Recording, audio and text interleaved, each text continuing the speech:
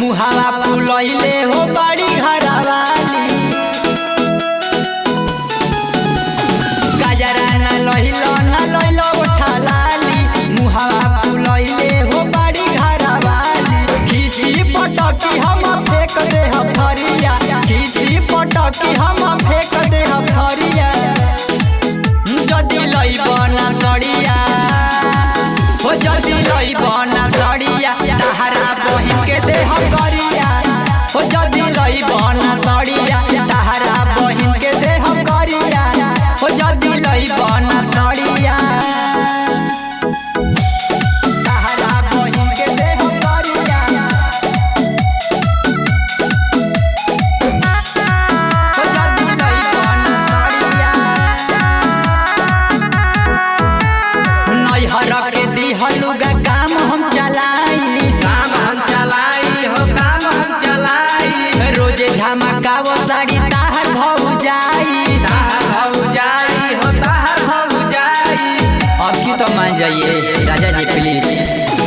नैहर के दिहलुगा काम हम चलाई रोजे झमकाव साड़ी ताहर भौजाई एके न दे हम तोहरा के भिरिया एके न दे हम तोहरा के भिरिया जदी लइबना सड़िया हो जदी लइबना सड़िया तहरा बहिन के दे गरिया हो जदी लइबना सड़िया तहरा बहिन के दे गरिया हो जदी लइबना सड़िया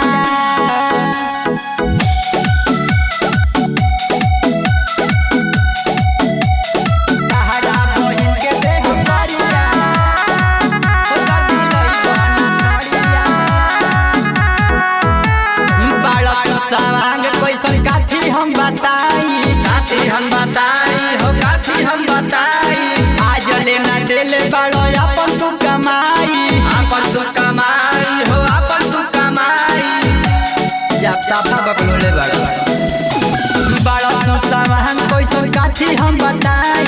आज लेना देले बड़ो अपन तू कमाई पियऊ मनी से बाटे तहरा के गिरिया पियऊ मनी से बाटे तहरा के गिरिया जदी लइबना सड़िया हो जदी लइबना सड़िया तहरा बहिन के दे